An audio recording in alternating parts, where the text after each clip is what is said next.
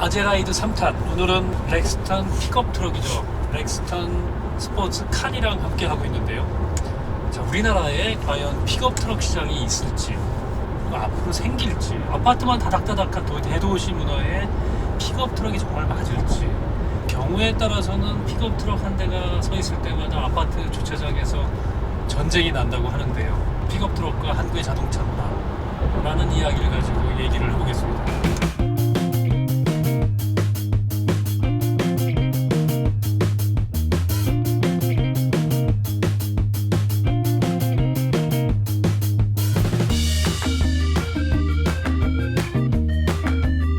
일단 픽업 트럭의 정의가 뭔지 한번 얘기를 한번 해볼까 합니다. 북미 같은 경우에는 남미 브라질 같은 경우도 그렇지만 일단 시작은 북미에서 했다고 보면 보통 승용차, 낮고 길고 넓은 승용차를 운전석만 놔두고 뒤를 잘라서 전부 픽업으로 만들었던, 그걸 이제 픽업 트럭이라고 그러는데, 보통 픽업 트럭은 프레임 바디가 아니었죠. 네. 프레임 바디가 아니고 그냥 모노코크 바디, 승용차니까. 승용차 베이스로 짐을 실을 수 있는 오픈 에어링. 픽업이라고 부르기 시작을 했던 것 같고, 지금 북미에서 얘기하는 트럭들, 그거는 보통 이제 그 프레임 바디, 지상고도 높고 전체적으로 차가 굉장히 크죠.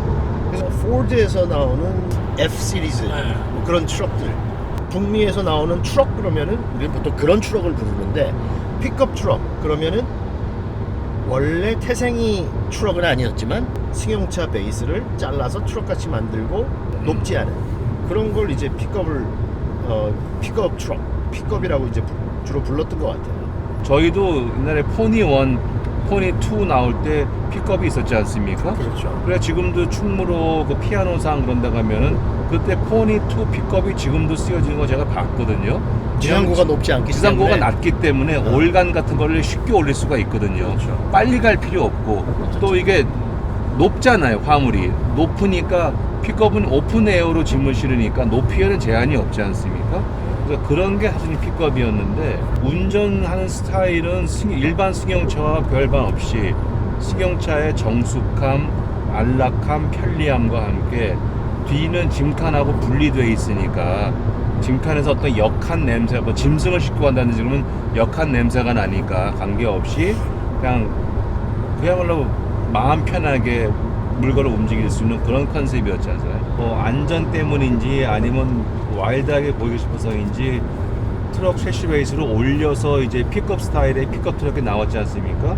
그러니까 처음에는 되게 뭐 농사용으로도 쓰이고 건설용으로도 쓰이고, 앞에 1열 시트만 있는 싱글캡 위주로 큰 걸로 가다가 이제는 이게 도심형 내지는 레저용으로 가면서 2열 시트까지 생기고요. 길이가 조금 짧아지고, 그러다가 요새는 또 보면은 미국에서도 프레임이 없는 승용차 베이스의 좀 작은, 현대에서도 산타크루즈라고 나온다는데 혼다에도 그런 게 있죠. 리치라인 같은 거는 승용차 베이스에 낮고 작고 어떤 도심형 픽업, 이건 이제 다시 보면 픽업 트럭이 아니라 도심형 픽업이 다시 온 거죠.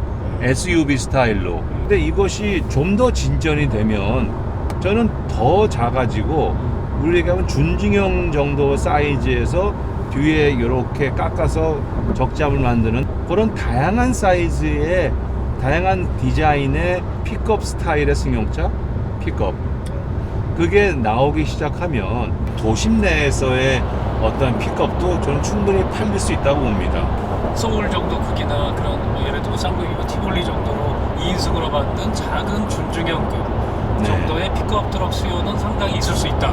네.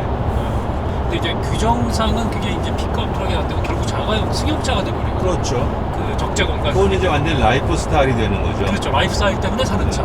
그렇죠. 재밌잖아요. 이런 차들을 선호하는, 원하는 그 시장이 분명히 있긴 있다고 봐요. 물론 크지는 않지만, 그런데 이제 이게 우리나라 같이 작은 나라에서는 이게 여러 회사에서 나오기 시작하면 쉽진 않을 것 같아요. 예, 그러니까 네. 이제 지금은 한 군데죠. 예, 지금은 이제 이거 하나밖에 없어요. 쌍용. 그렇죠. 1950년대, 60년대 미국 영화에도 승용차에 정말 앞에 운전석, 조수석을 빼고 뒤에를 잘라 만든 그게 픽업, 승용용 픽업들이 꽤 많이 보이는데 실제로 미국에서는 또 없어서는 안 될 굉장히 중요한 차급이기도 하고 지금은 이제 픽업 트럭이라고 얘기를 하지만 미국의 1600만 대 자동차 시장 중에 한 400만 대 이상이 지금 픽업 트럭 시장이더라고요. 그만큼 견고한 시장 규모를 갖고 있는데 현재 국내에서는 쌍용이 렉스턴 스포츠하고 렉스턴 스포츠 칸 이 두 차종이 이제 픽업 트럭으로 불리죠. 현재는 유일한 차종이거든요. 최근에는 이제 뭐 수입 인터넷의 영향일 수도 있겠지만 뭐 유튜브의 영향일 수도 있고 미국산 픽업 트럭들을 그 영행 수입해서 판매하는 그 상당히 지금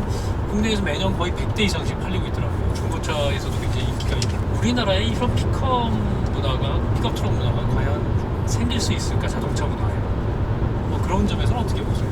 제가 생각할 때는 이 아웃도어 스포츠 그 층이 사람들이 어떤 활동을 원하는지에 따라서 나눠질 수 있고 달라질 수 있다고 봐요. 예를 들면 북미 같은 데서는 저도 뭐 거기 있을 때 그 친구 차를 타고 같이 사냥을 가본 적이 있거든요. 사냥을 가서 사슴 사냥을 가면 저는 뭐 사슴을 가서 잡지도 못하고 30년 전 얘기신 거죠? 네, 구경만 뭐 저 새벽에 사슴이 물을 먹으러 내려올 때 이제 망원경이 달린 저 장총을 가지고 기다리고 있다가 해가 뜨기 시작하니까 거기는 왜 이렇게 사냥을 하려면 사람이라는 걸 식별하기 위해서 전부 야광 아니 저 뭐죠? 야광이라고 그러나요? 형광 조끼를 입는데 산이 형광 조끼 입은 사람들로 꽉 찼더라고요. 사슴은 못 보고. 그 사람들 다 픽업 타고 온 거 아니에요? 그렇죠.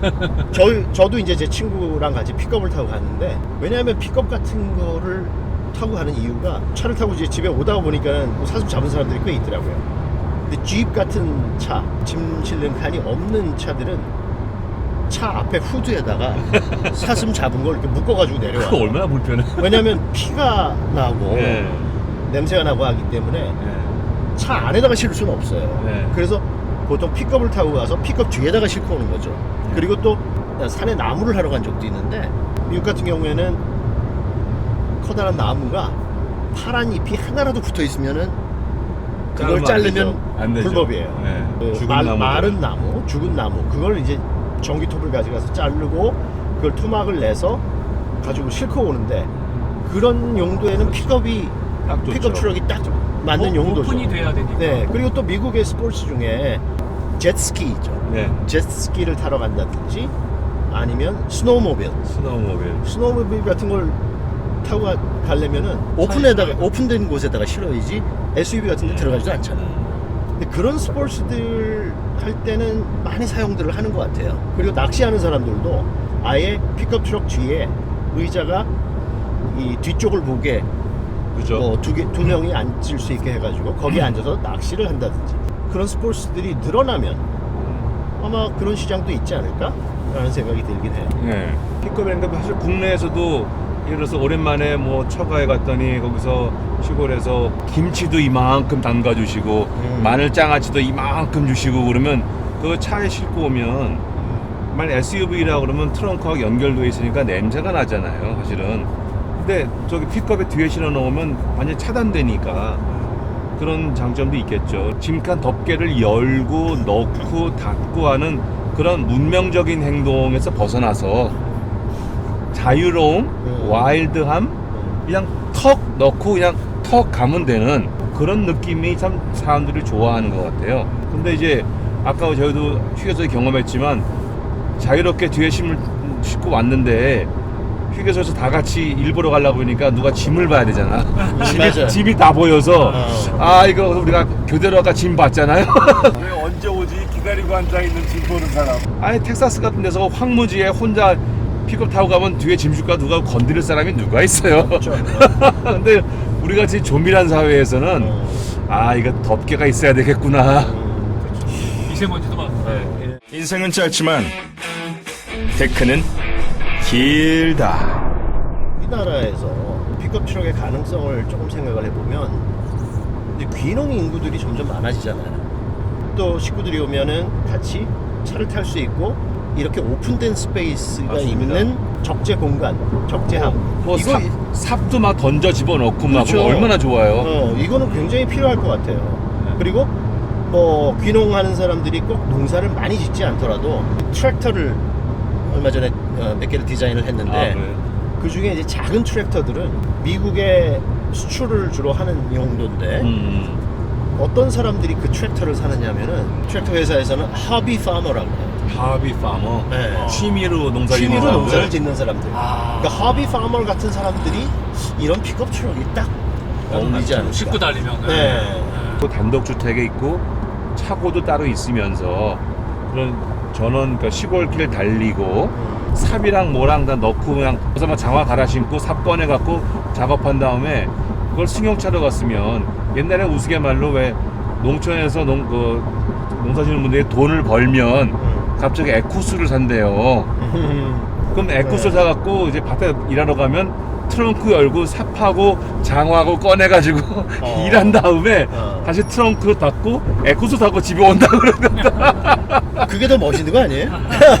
하지만 결국 그 수요가 픽업인 거죠. 아. 사실 우리가 지금 도심이든 시골이든 화물을 운송한다고 할 때는 우리가 보통 많이 쓰는 게 1톤 트럭 내지는 좀 많으면 좀 큰 트럭을 쓰는데요. 사실 우리가 얘기하는 1톤 트럭은 이제 자동차업계 전문 용어로 하면 캡 오버 스타일이라고 그러는데 저 캡인 운전자가 앉는 그 자리가 엔진 위에 올라앉아 있다는 거죠. 그렇죠. 그러니까 차 길이란 것이 다 제한이 되어 있으니까 짐을 많이 실으려고 그러면 적재함을 크게 해야 되거든요. 그러면 운전석이 밀려갖고 엔진 위에 덜렁 얹히게 되는 거예요. 그러면 뒤에 짐은 많이 실을 수 있죠.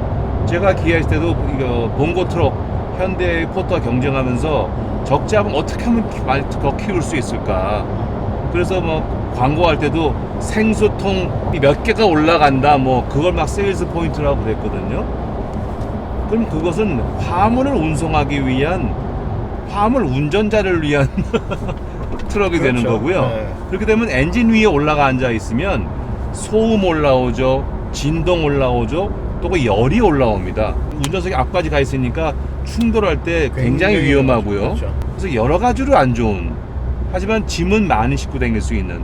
게다가 우리는 차 바닥 같은 것도 더 견고하게 깔아갖고 과적도 하죠. 그러니까 1톤 트럭에 막 1.5톤, 2톤의 화물량을 싣고 다닙니다. 그리고 힘이 없다고 그러죠. 이제 우리도 이제 3만 불 시대가 되면서 어떤 그 화물 운전자들의 편안한 근무 환경을 만들어주지 않으면 사람들 쓰기 어려운 상황이 오지 않을까요? 개인 영업하시는 분들은 나는 뭐 짐 많이 안 실어도 안전하고 편안하게 짐 싣고 다닐 거야. 그러면 픽업 스타일로 해서 엔진룸이 앞으로 빠져 있잖아요. 승용차처럼. 그러면 이제 승용차하고 똑같은 겁니다. 승용차의 안락함, 그 좋은 주행 성능, 안전성, 그거 즐기면서 뒤에 트럭은 이제 화물칸은 조금 작아지고 특히 픽업은 적재함을 자꾸 내리니까 그러니까 그만큼 적재 공간에 많이 손해를 봅니다. 사실은 1톤 트럭은 뒷바퀴 위로 적재함이 놓이니까 네. 직사각형으로 적재함이 나오지 않습니까?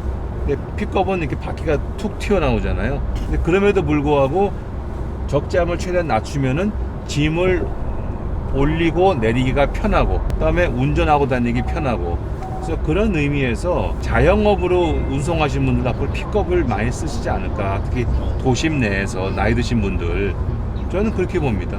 작년에 우리 국내외 그러니까 수입차나 국산차 픽업 판매 대수가 한 4만 한 3천 대에서 4천 대 정도 된 것 같은데 어떤 세그먼트로 보면 상당한 크기라고 볼 수가 있습니다. 사실은. 근데 제가 궁금한 것은 과연 그런 픽업의 그 전통적인 수요에 의거해서 그런 니즈 때문에 연간 4만 대 이상이 팔리고 있는 것이냐 아니면 세금이 싸기 때문에 근데 SUV가 비싸고 세금도 비싸 그러니까 나는 좀 싸게 SUV 비슷한 라이프를 즐겨보고 싶어 그래서 이 픽업을 사는 게 아닌가 즉 픽업 트럭을 그래서 그러니까 SUV를 타는 사람보다는 네. 픽업 트럭을 타는 사람은 아마 네. 나는 조금 더 와일드해. 그러니까 그것도 있겠죠. 국내에 지금까지 나온 그 픽업 보게 되면 다 뒤에다 뚜껑을 씌우지 않습니까? 네. 이게 크게 씌우는 하드탑, 반 정도 꺾어 씌우는 하프탑, 이 플라스틱 덮개를 씌워 놓으면 아까 저희가 얘기했던 그 픽업의 자유로운 어떤 활용, 뭐 높이가 높은 물건도 실을 수 있고 뭐 이런 활용도가 확 제약되거든요. 놓인 물건을 덮어서 이렇게 안 보이게 되는 기능도 있겠지만 스스로 어떤 픽업의 자유로움을 포기하고 SUV의 세계로 들어가는 거예요. 그렇지만 세금은 적게 내고. 세금은 적게 내고 그리고 SUV보다는 글쎄 좀 다를 수가 있지만 그렇게 가만큼 니즈가 세분화된 것 같지 않아서 약간의 SUV 수요가 올라가서 4만 대 이상 커진 거 아닌가 저는 그렇게 보거든요. 그런데 이 하드탑 같은 거 네. 이것도 필요시에는 띄어낼 수 있잖아요. 완전히 축업처럼. 물론 그렇지만 탈착이 거의 쉽게 뭐 불가능해요. 버튼 몇 개 누른다고 되는 게 거의 아니고요. 불가능해요. 완전 그- 작업이 들어가서 떼야 되거든요. 네, 그거 띄어가지고 아파트 같은데 어디 갖다 놓을 때도 놓을 없고. 때도 없어요. 그러니까 SUV를 싸게 달려는 수요가 이제 도심에서 상당히 있다는 말씀이신 거예요. 뭐 그런 거 비슷한 것 같아요. 하긴 저도 이제 한국처럼 이렇게 아파트가 잔뜩 있는 도심 문화에서 픽업을 살 경우에는 라이프 스타일이랑 전혀 이 매칭이 안 되는데 그러니까 이제- 결국은 아까 말씀하신 대로 싼 SUV를 느끼는 하드탑을 씌우고 당신의 가슴을 한 칸 더 뛰게 한 렉스턴 스포츠 칸 탄생. 픽업 트럭이 잘 팔리는 국가가 몇 개 제한되어 있거든요. 아시아에서는 태국, 그다음에 호주는 승용형, 뭐 인도네시아도 일부 있죠.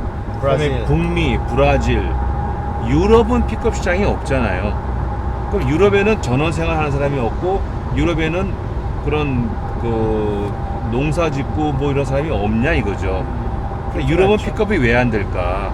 결국 유럽은 그 뒤에 저렇게 짐 싣고 어디 갖다 잠깐 세워놓으면은 아니 트렁크 있는 차도 다 열고 훔쳐가는데 다 뭐 넘어가서. 집시들도 많고. 그러니까 바로 그거거든요. 저희의 그각 나라마다 차를 운행하는 환경은 조금씩 다르지만 크게 본다 그러면은 한국은 인구는 많고 땅은 좁아서 조밀하잖아요. 네. 그러면 유럽형인 거예요. 미국형이 아니라. 그러면 미국식의 어떤 자유로움과 편안함을 베이스로 개발된 이 픽업이라는 컨셉이 과연 우리나라에 맞는 것이냐? 맞느냐 안 맞느냐보다 사람들은 내가 이 차를 살 때 뭐 하차감도 말씀하셨지만 나를 표현하는 하나의 방법이에요. 나는 어떤 차를 타. 그래서 난 누구다. 나는 누구다. 그게 중요한 것 같아요. 차를 사는 사람들한테는. 아까 뭐 저희도 경험을 했지만 이 칸에서 내릴 때 하차감은 일단 엄청난 것 같아요. 3천만 원 정도를 투자해서 주변의 시선을 끌 수 있는 굉장한 무기가 이제 내가 뒤에 이런- 짐도 네. 많이 싣고 그러니까 그렇죠. 사람들이 많이 쳐다보더라고요. 더군다나 오픈, 저건 뭐야? 네, 오픈 상태의 캡. 그러니까 그건 멋있다는 게 아니라 익숙치 않은 거예요. 그 보는 눈초리가 네. 존경의 눈초리가 아니라 이건 뭐지? 하는 그런 눈초리였어요. 아니, 근데 그런 것도 그렇게 말하면 뭐 영화배우 같은 사람이 에스컬레이터에 내리면 딱 맞을 수 있지만 하차감이 이 정말 차에서, 아니라는 이 차에서 이 모자 쓰고 내리면 어떨까요? 어울릴 것 같아요. 어울릴 것 농장, 같아요. 거대한 농장을 갖고 계신 맞아. 그런 거 아닐까. 농장주. 맞아. 목장 같은 거 하시는 분은 이런 차 잘 어울릴 것 좋죠. 같아요.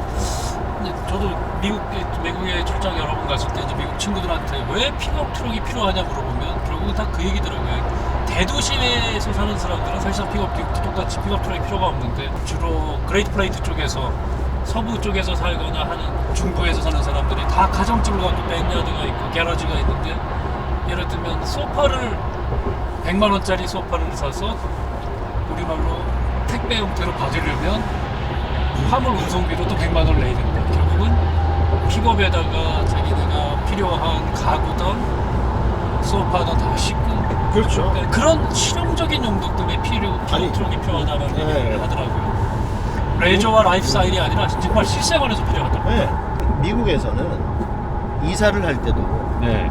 우리나라처럼 뭐 이사 전문 업체가 물론 있지만 주로 자기가 직접 다 이사하잖아요. 유홀이라는 거 있잖아요. 짐도 별로 없죠. DIY가 굉장히 많죠. 자기가 뭐 아이케아라든지 그런 DIY 이런 거를 싣고 갈 때 다 자기가 싣고 가서 자기가 싣고 조립하잖아요. 그렇죠. 우리나라에서는 아직도 DIY가 안 되는 나라죠, 우리가. 잘 안 되죠. 왜냐하면 일단 싣고 가기도 불편해. 그런 걸 실을 수 있는 차가 별로 없어. 별로 없어요. 그러니까 그걸 또 항상 또 누굴 돈을 주고 부탁을 해서 싣고 가고 또 집에 와서 자기가 시간도 많이 없어요.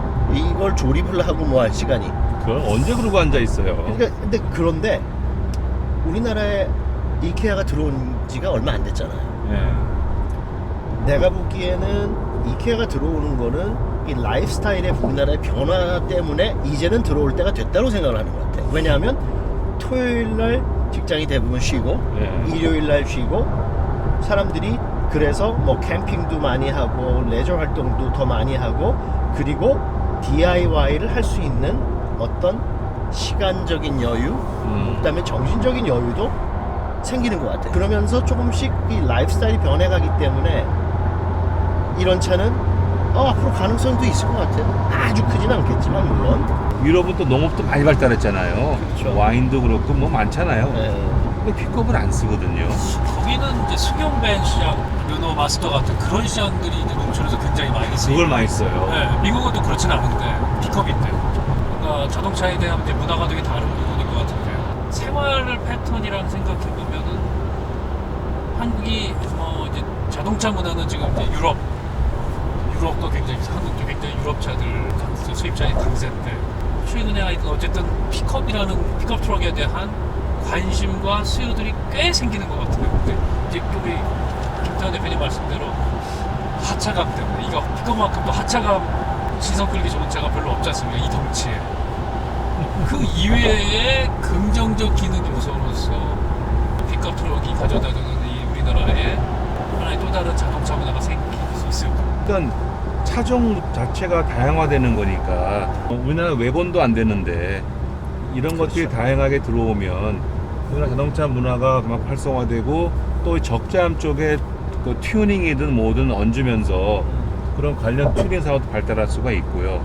그다음에 자기 앞뒤 옆이든 뭐 엔진 파워업을 시키든 자기 개성대로 얼마든지 잘 꾸밀 수가 있어서 뭐 일본도 그렇고 미국도 그렇고 픽업 트럭 긴 거에다가 옆에다가 스티커로 그냥 화염 방사기 같은 거 막 붙여놓고 막 시커멓게 해서 달리고 막 그러잖아요. 화염 방사기, 뭐 화염, 불꽃 이렇게. 불꽃을 막 테이프로 스티커로 붙여가지고 다니는 거 일본에도 많거든요. 하나 자동차 문화라고 본다 그러면 우리나라 문화 자동차 문화의 다양성을 위해서는 저는 굉장히 좋다고 봅니다. 저기 저기 눈 저기 오는 눈 것 오고 있네. 하늘이 완전 산에 네. 저게 눈이거든.